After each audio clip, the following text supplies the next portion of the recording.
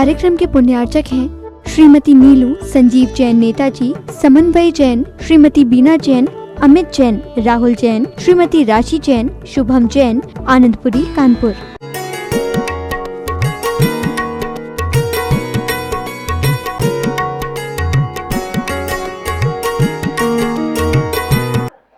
कि कर्मों के सामने अच्छे अच्छे सूरमा पानी भरते हैं, अच्छे अच्छे बड़े बड़े ताकतवर, बड़े बड़े सुंदर रूप को धारण करने वाले, बड़े बड़े धन वैभव वाले, बड़े बड़े ज्ञानी, बड़े बड़े तपस्वी, सारे के सारे लाइन पर आ जाते हैं। कर्म बड़ा गुंडा दुनिया में कोई नहीं है, और कर्म के बराबर कोई न्यायाधीश कोई नहीं है, और कर्म के बराबर कोई मजिस्ट्रेट नहीं है। कोई पक्षपात नहीं करता कर्म।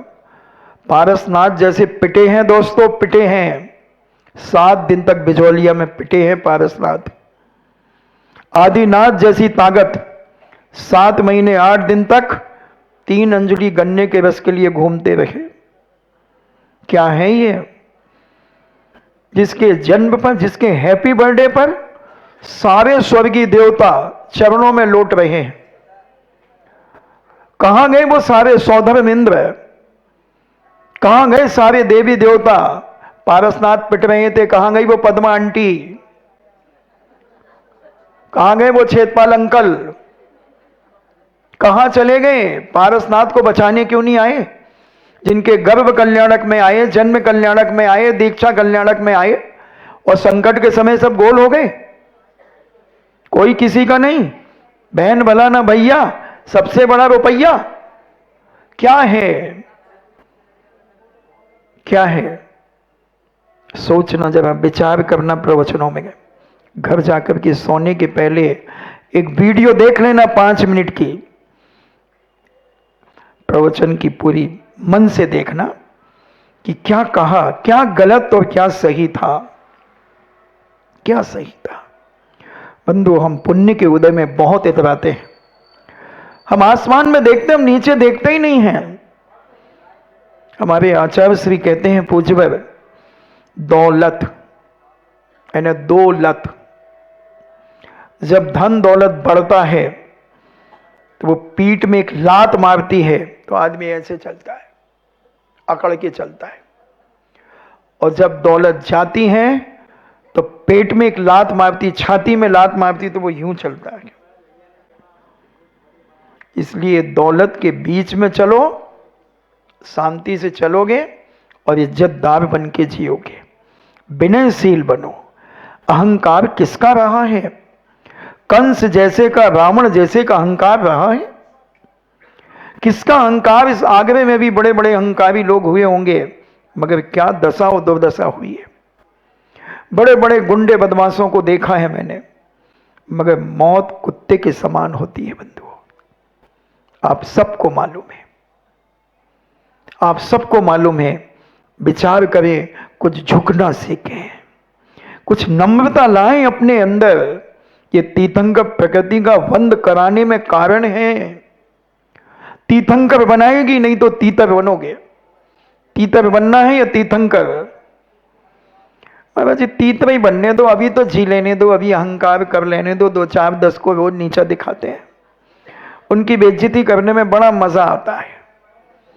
कर लेने दो, कल किसने देखा? आता है मन में अहंकारियों के, आता है। हमने देखा है, हमने अपनी सगी आंखों से यहीं देखा है, इसी भारत भूमि पे देखा है।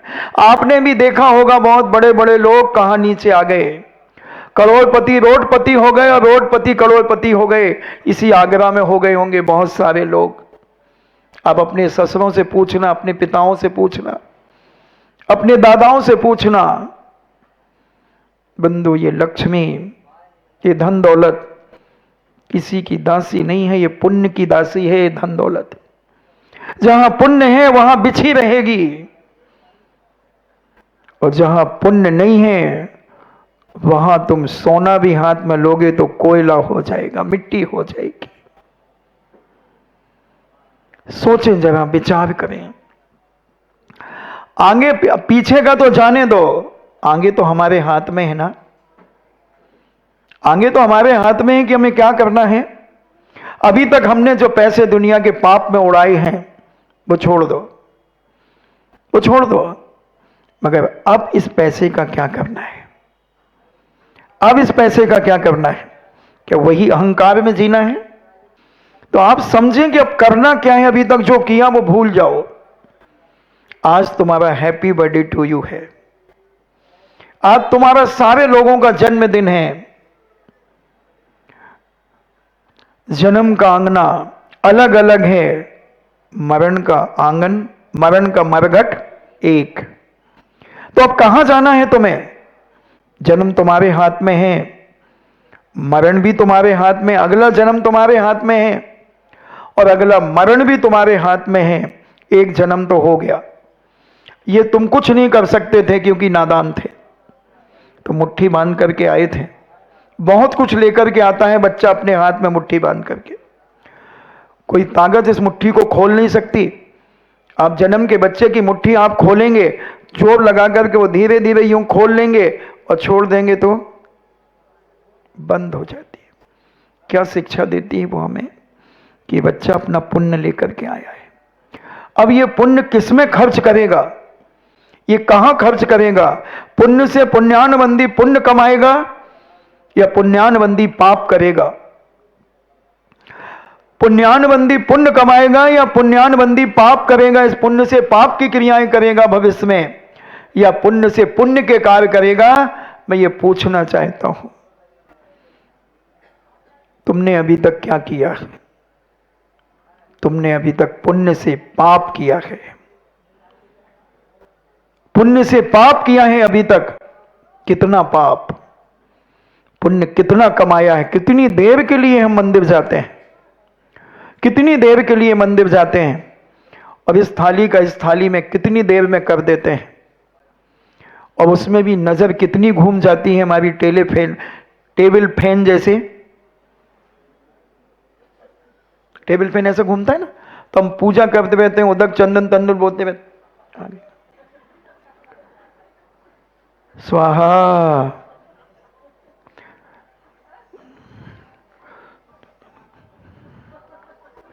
ये सब करके ये क्या है? एक कुत्ता बनने का, एरोप्लेन में घूमने की पद्धति है ये। देखो मैं बहुत नंगा सत्य बोलता हूं, मेरे को लाग लपेट नहीं आती कि मैं अच्छी कुनैन की गोली शुगर कोटेट में करके दे दूं और तुम्हें गुटका दूं। मैं तो सीधा कुनैन खिलाता हूं, सीधा।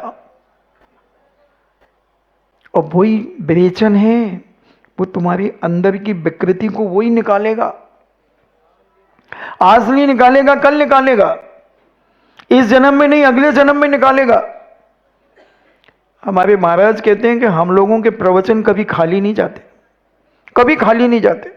आज भले तुमने 5 महीने के प्रवचन नहीं सुने, ऐसा आराम में मस्तियां की हैं, जब यहां से दुर्गति जाओगे ना, जब वहां तड़फोगे, तो तुम्हारी कोई सहेली ने जिसने सुने होंगे वो आएगी, तुम्हें अवधि ज्ञान से जानेगी कि मेरी सहेली मर करके कहाँ गई। तो वो कहेगी अरे वो तो नरक में है। तो वो तुम्हें समझाएगी, देख तूने नहीं माना ना, साधु प्रवचन देते थे तूने नहीं माना, बोले निकाल ले मुझे। बोले अब तो कैसे निकालेंगे? जनक नंदी सीता को बहुत दया आई थी रावण के ऊपर कि बेचारे की क्या गलती है, मैं अगर इतनी सुंदर नहीं होती तो रावण मुझसे मोहित नहीं होता। क्योंकि मैंने पहले ही कहा कि जो सज्जन लोग होते हैं वो अपने ऊपर गलती स्वीकार करते हैं, वो दूसरों पे आक्षेप नहीं करते, वो दूसरों पे दोषारोपण नहीं करते। रावण की गलती थी, रावण तो 16,000 रानियों का मालिक था, क्या जरूरत थी कि स्त्री को देखने की? वो देख लिया था, फिर उसके आगे क्यों बढ़ा? मगर जनक नन्ही सीता विनयशील थी, बहुत करुणा से प्यार से भरी थी, उसे अवधि ज्ञान से जाना। वो तो प्रतींद हो गई थी स्वर्ग में। उन्होंने जाना कि रावण कहां गया, मेरे कारण दुर्गति चला गया बेचारा। बड़ी दया आ गई, बड़ा विनय भाव आ गया और स्वर्ग से उतर के आई और रावण को कहा कि चलो। रावण तैयार हो गया कैसे जाएं? विमान में बिठा लिया और जैसे विमान ऊपर उठा, क्योंकि वैक्विक शरीर नरक से आ नहीं सकता, तो वहीं विमान से नीचे पिघल गया। जैसे मोम नीचे पिघल जाता चलनी में, जैसे पानी नीचे गिर जाता है, ऐसे गिर गया। पुनः उठाया, पुनः बिठाया, बांध दिया कि अब तो विमान चलेगा। नहीं गया। चलनी में भर लो पानी और बांध लो, रुक जाएगा? रावण बेचारा वहीं रह गया। और जनक नंदिनी अंत में यही कह के आई, हे रावण, हे दशानंद, मेरे कारण तुझे नरक जाना पड़ा। मैं अगर इतनी सुंदर नहीं होती तो मुझसे मोहित नहीं होता। कैसे होते हैं विनयशील व्यक्ति, कैसे होते हैं दया करुणा से ओतप्रोत व्यक्तित्व। जनक नन्ही सीता मां, थोड़ा सोचें हम कि हम कहां डूब जाते हैं। क्या है थोड़े से धन वैभव में इतना अहंकार, थोड़े से रूप में इतना अहंकार, थोड़ी सी ताकत में इतना अहंकार, थोड़ी सी इज्जत में इतना अहंकार, थोड़े से ज्ञान में इतना अहंकार। क्या है बंधुओं ये सब? सोचें जरा, अपने जीवन में विचार करें और कन्वर्ट करने का विचार करें, बदलने का प्रयास करें। मैं कुछ सुनाने नहीं आया हूं, मैं तुम्हें जगाने आया हूं, जगाने आया हूं जो तुम मोह की निद्रा में सो रहे हो, राग रंग में तुम इतने फंस गए हो, उससे तुम्हें थोड़ा सा ऊपर निकाल ले आया हूं कि तुम्हारा जीवन थोड़ा ऊपर उठे। क्या इसी में पड़े रहोगे? रोटी कपड़ा और मकान, जीवन के बस 3 निशान, इससे ज्यादा कोई जिंदगी नहीं है। क्या इससे हटके कोई जिंदगी नहीं है? ये तो जिंदगी भर करना है भाई। ये रोटी बनाना, रोटी खिलाना, कपड़े धोना धुलाना, ये सब करना है। मगर इतना सुनहरा मौका तुमने छोड़ा है। परिवार बदल गए। दिल्ली के लोग कहते हैं, महाराज जी ऐसे प्रवचन हम लोगों ने अपनी जिंदगी में कभी नहीं सुने। और हमारे घर के घर चेंज हो गए। जो आज अभिषेक पूजन नहीं करते थे, वो आज अभिषेक पूजन। पंजाब में 70 घर हैं जैन समाज के, एक जगह जलंधर में, वो सारे के सारे अभिषेक पूजन करते हैं। एक घर बाकी नहीं है जहां अभिषेक पूजन न करते हो। अग्रवाल जैन थे, मगर वहां दिगंबर साधु बहुत कम जाते थे, कोई मतलब ही नहीं था। मगर महाराज जी का जो चैनल चलते हैं, चैनलों को जब उनने सुना तो पहले माँ ने सुना, माँ ने अपने पति को बिठाया, पति बड़ी मुश्किल में बैठा, बच्चों को बिठाया, फिर एक पड़ोस तड़ोस ऐसे करके पूरे परिवार ऐसे आते हैं दर्शन करने, 3-3 4-4 दिन रुकते और इतने आनंदित होते हैं। बोले महाराज जी हमारी जिंदगी सुधार दी, हमारे परिवार को स्वर्ग बना दिया। नरक था हमारा परिवार। पिताजी दारू पीते थे, बेटे गुटखे खाते थे, लड़कियां हुक्के पीती थी, पता नहीं क्या क्या पाप होते थे हमारे। और आज कोई माई का लाल कह दे कि उसके अंदर कोई जैन समाज के घर में कोई गलत कार्य होता है तो बोलो बता दो मुझे। प्रवचन एक बहुत बड़ा टॉनिक होता है बंधु। साधु की संगति बहुत बड़ी एक क्षमता प्रदान करती है और हमारे अंतरंग को झंकोर देती है और हमें दूध का दूध और पानी का पानी सामने परोस देती है। एज यू लाइक, पसंद अपनी अपनी। पानी पीना है कि दूध पीना है, बोलो तुम्हें क्या चाहिए। समझो, थोड़ा सा समझने का प्रयास करो। बहुत चली गई जिंदगी, कोई अमर होके नहीं आया। अमर नहीं कोई धरती पर, मरते कौन बचावे। मंत्र तंत्र कछु काम न आवे, मरण घड़ी जब आवे। निर्बल हो या वीर बली हो, काल बली ले जावे। जाने वाला जाता जावे, रोने वाला रोवे। सुंदर काया भी मरघट में, राख राख हो जावे। तन पिंजड़े से प्राण पखेरु, बाहर जब आ जावे। घर वाली द्वारे तक जावे, बेटा अग्नि लगावे। कौन लगाएगा अग्नि? जैसे करोड़ों छोड़ करके जाओगे, उससे आग लगवाओगे? वो क्या है? सगा, और दगा देगा तुम्हें, आग लगाएगा। आग और आग लगाने नहीं मिलेगी तो रोएगा, चीखेगा, चिल्लाएगा, मैं पापी अपने बाप को आग नहीं लगा पाया। आग लगाना अच्छा है तो अभी लगवाऊं, तुम यहीं बैठना, तुम्हारे घर भिजवाता हूं, मैं आग लगवाता हूं अभी। बोलो आग लगाना अच्छा या बुरा? बताओ, अच्छा या बुरा? मगर वो रो रहा है कि मैं अपने बाप को आग नहीं लगा पाया। तुम कैसे पिता और कैसी मां, तुम्हारा लड़का तुम्हें आग लगाएगा और तुम उसके लिए इतना छोड़ करके जाओगे? इतना छोड़ करके जाओगे?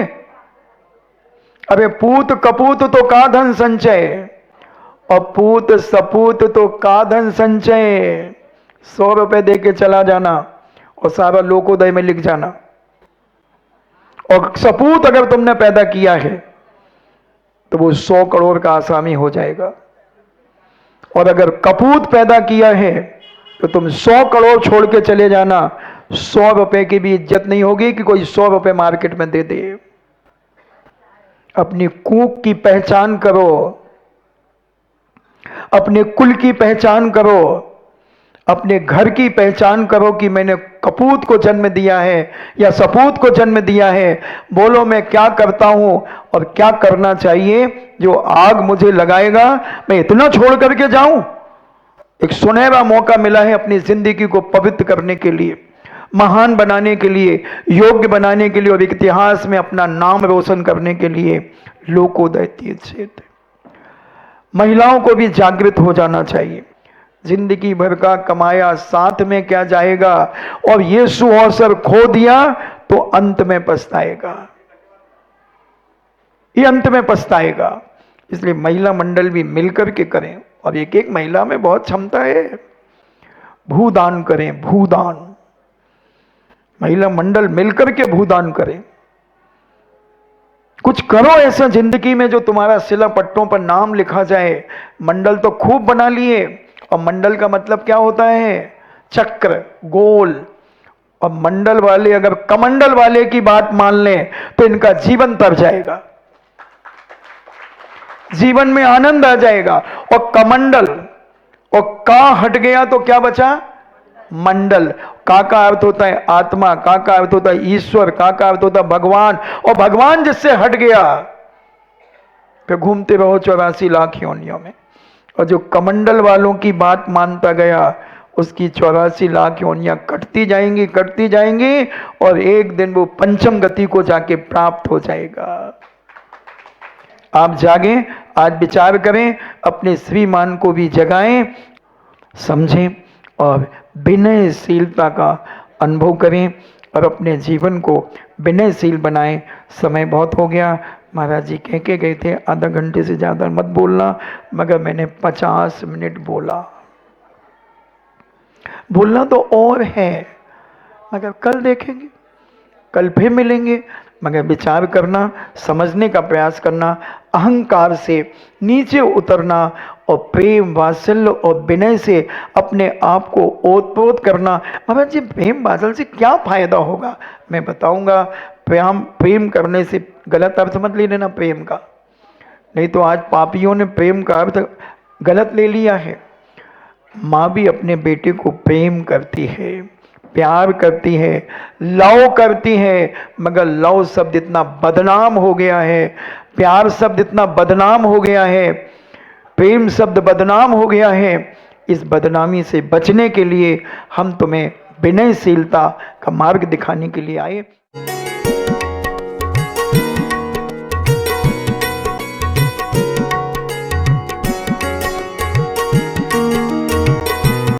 इस कार्यक्रम के पुण्यार्चक थे श्रीमती नीलू संजीव जैन नेताजी, समन्वय जैन श्रीमती बीना जैन, अमित जैन, राहुल जैन, श्रीमती राशि जैन, शुभम जैन, आनंदपुरी, कानपुर।